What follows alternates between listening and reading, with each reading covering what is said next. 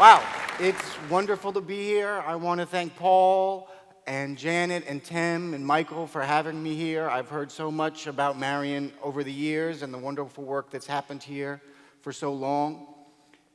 And I'm particularly excited to be here in New Bedford, in this historic and important and magnificent city, and because it's precisely the kind of place where if we're going to affect real change in the United States and in the world, that will begin to happen. And the people in this room are precisely the kinds of people who instill the hope and the optimism that this sort of thing will happen. So before getting into the work that I do and the field in which I've worked for my entire career, I just want to say that what I think is most important about our work and about the success of our students is that among all the professionals, among all the experts, what we have accomplished, or more specifically what our students have and are continuing to accomplish every day, is determined to be impossible, right? It's just their success and their optimism and their faith in a better future is something that we in the United States do not believe is a rational or reasonable thing to expect. And I think their extraordinary success, which we'll talk more about, is wonderful for them, wonderful for us as a college, transformative for their children and their families. But most of all, it speaks to us about how we can address other problems which seem intractable.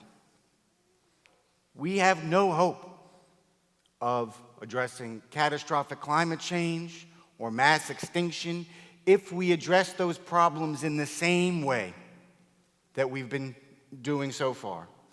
And I think the success of our students at BPI suggests that if we go about things differently and go about things with a real sense of optimism and possibility and ownership of the legacies and problems that we have as a people, we can have results that are extraordinary and are better. So what I want to talk about a little bit this morning is a little bit of the story of our program and our work, but also some things that are really, I think, upsetting. They're better known than they were a few years ago, but also some things that are cause for extraordinary, really extraordinary hope and extraordinary optimism. So the fundamental premise of my work was based in a realization about 15 years ago, it's quite common now, that the United States had embarked on an absolutely extraordinary social experiment, which we now call mass incarceration. And that experiment was completely unprecedented in human history. We now have not only more people in prison in the United States than anyone else in the world, but we have so by multiple factors, and per capita, more people in prison than any society ever has in history. Now, what does that mean? It means if you're my age or younger, over the course of your lifetime, you've seen a criminal justice system that has only grown, with some exception, maybe the last 24 months. And it means that we have, as a society, locked up younger and younger people for longer and longer periods of time, very often for smaller and smaller infractions of the law. And we've done something really extraordinary, which is, as we have done that, as we have made prisons, of all places, the central, the defining public institution of our time and our country, we've made those places worse. We have gone out of our way, as we've sent more and more people to prison, to make them places which are more certain to perpetuate rather than to solve the problems they are meant to address originally. And what's really terrible and most tragic when we talk about it is that it's almost not worth saying. It's almost gratuitous. We all know that who winds up in prison is not a neutral thing, right? Mass incarceration actually is something of a technical term. It's not just that the system is very big, it's that it focuses on very small pockets of society.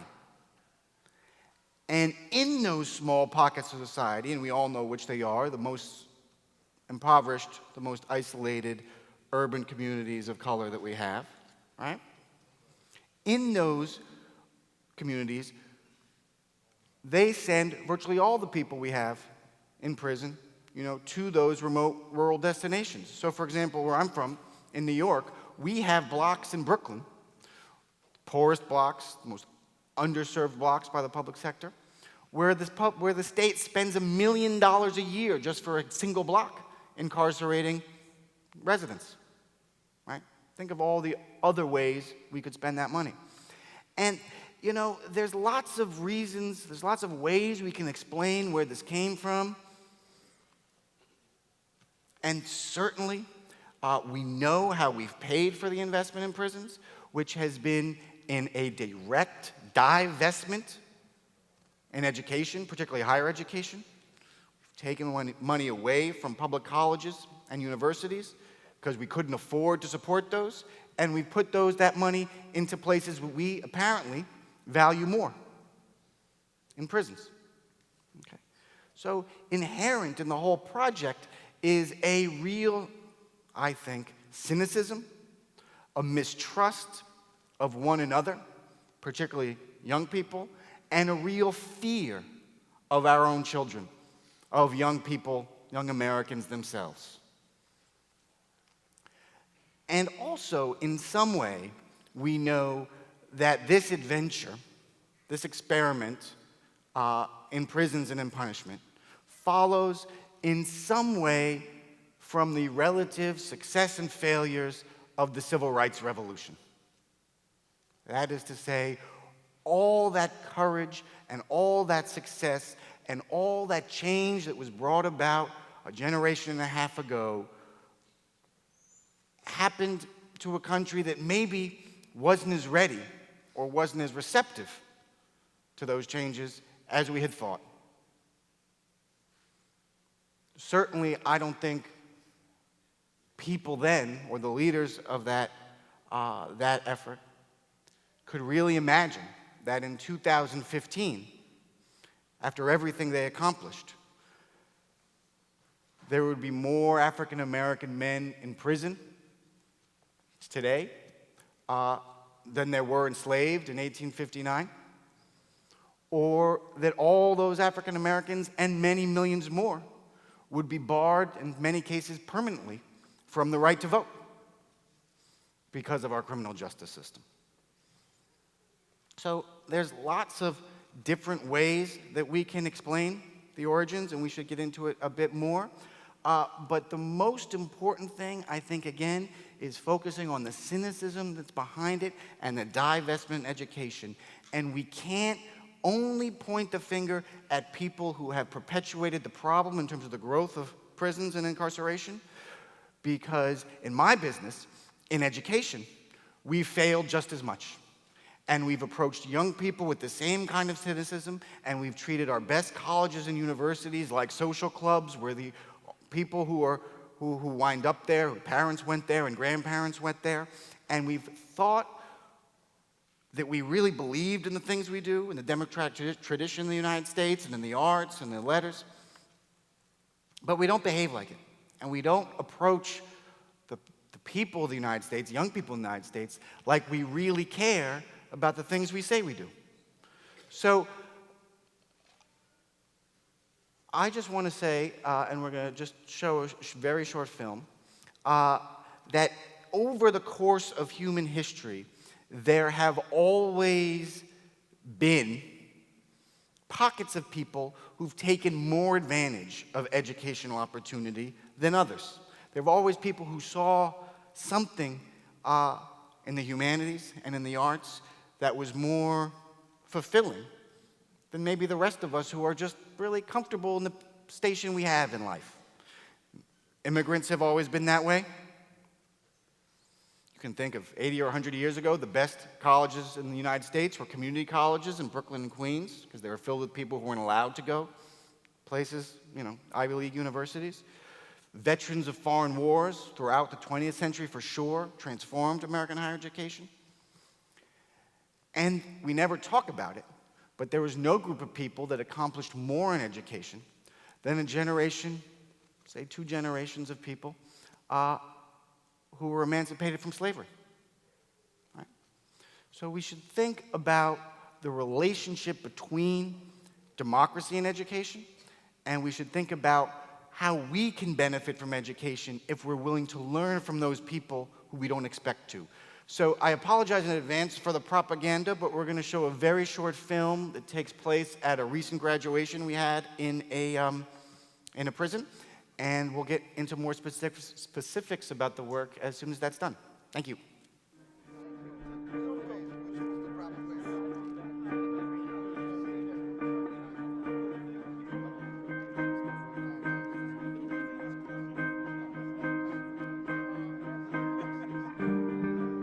When the BPI program first started at Eastern, approximately 15 years ago, I was there.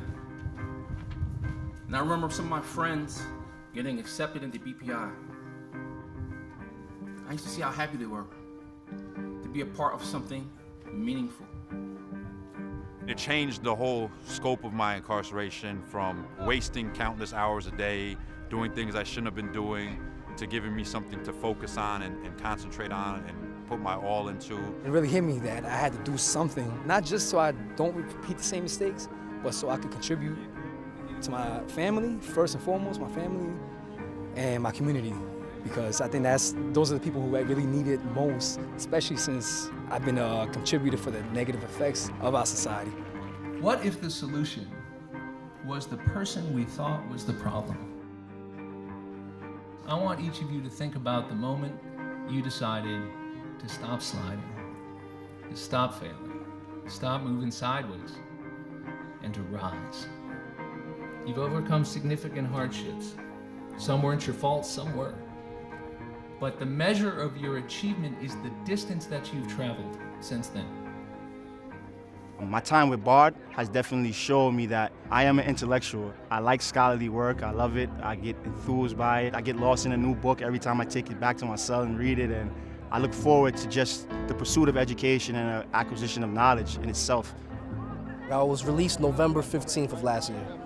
Bard College actually helped me transition into CUNY very easily, and I'm on the fast track to get my bachelor's by the spring of next year. Oh, I'm really proud. Yeah.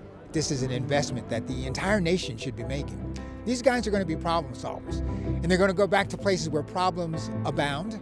The notion that they have a sense of what to do and how to do it, I think bodes well for the future. At my age, for the first time in a lot of years, I consider myself to be an optimist, based entirely on what's happened to me here. Others will tell you how significant our program is, and there's an emphasis in how much we do for you. You ought to know that you do a lot for us. We live at a time where people don't really believe in education. That doubt is something we struggle with. Your enthusiasm, your determination, your idealism about education gives back to us a reminder of why we should fight for what we do. When I saw my family and I saw the tears and the excitement in their eyes and the words of inspiration that they were giving me, it was like, that's when it really hit me. That's when I just couldn't hold back anymore. There was just tears coming down my cheeks. And it was a really amazing experience. And I've actually never before I've cried any tears of joy like that before. And they actually made it possible today. Yeah. I believe we don't have a single person to waste in this country. And when you look in the mirror, if you still see a person who's the problem, then consider what if the person we thought is the problem is actually the solution? What if the solution is you? I always wondered what it would feel like be the best in this world. Well, some of the best in this world are here today, and they're my fellow graduates. Some people refer to us as inmates, prisoners, con men, but we are more than these labels suggest. This education, this degree, symbolizes excellence. Excellence that's birth out of struggle. My struggle, all of our struggles.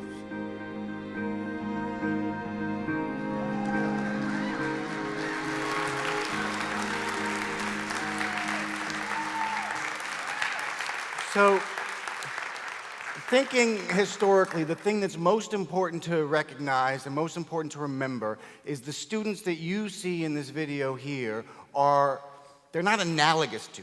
They are precisely the same group of people, precisely the same young people as children, who the last generation of America's most distinguished social scientists, most leaders in the academy, leaders in government, described as social predators, as hopeless, people who designed a social policy that was explicitly designed to keep them away from us and to close any routes for a better future for them. Okay?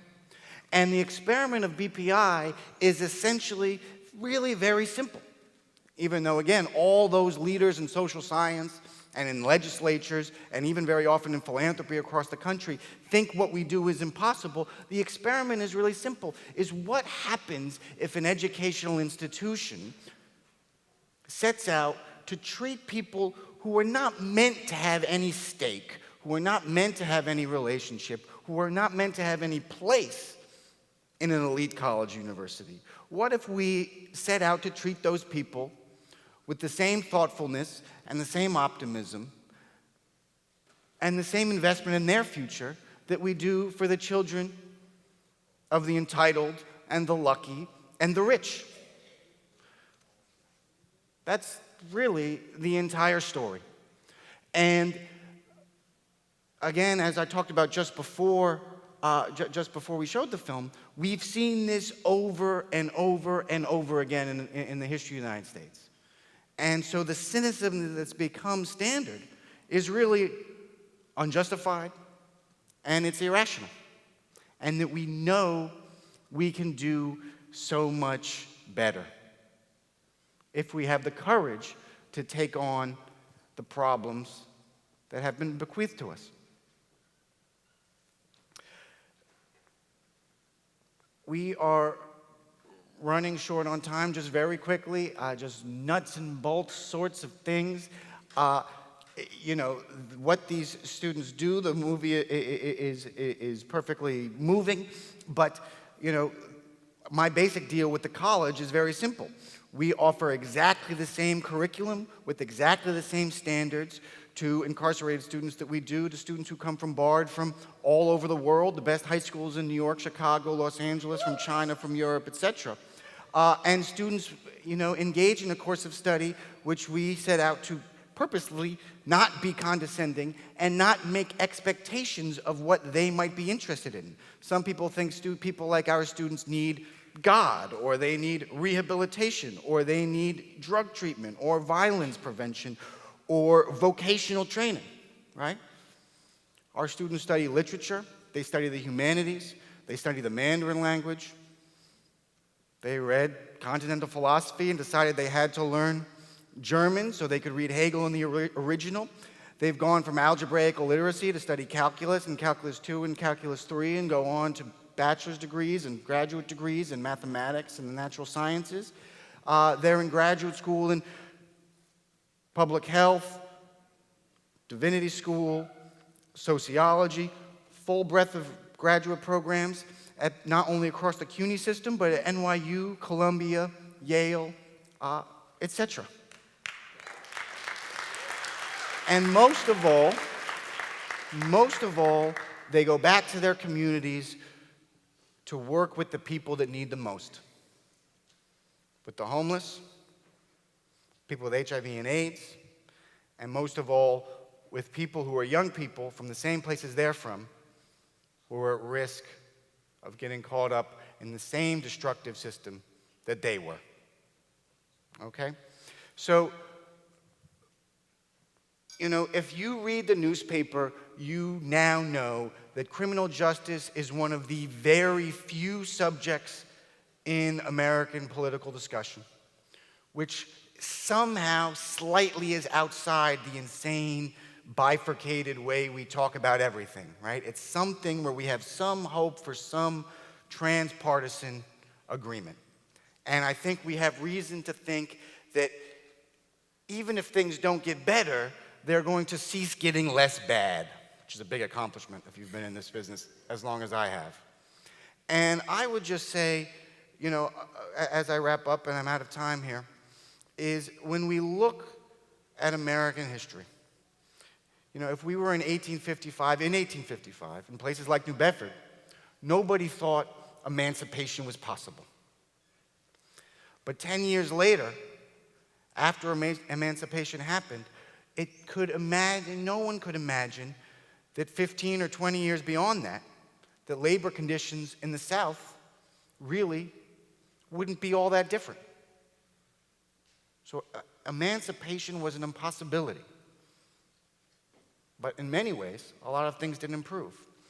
And when people were building the New Deal and creating the most robust middle class in the history of the world, no one recognized that we were building an infrastructure that would explicitly keep African Americans from the methods of upward mobility and middle class life for generations. And again, when people were waging the civil rights revolution, no one recognized the things that we talked about before the film. That all these years later, there'd be more African Americans without voting rights than there were then, which is absolutely extraordinary. So I would just suggest, as you think about all the ways to make change in the world this weekend, that many of our actions often have unintended consequences. And, in the Jewish tradition, learning is considered a form of prayer. And a handful of months ago, I was spending time with the Archbishop of New York, Cardinal Tim Dolan, and he said something which I found very beautiful, which was that he said the church classically believes that God continues creation through education. And that really struck me.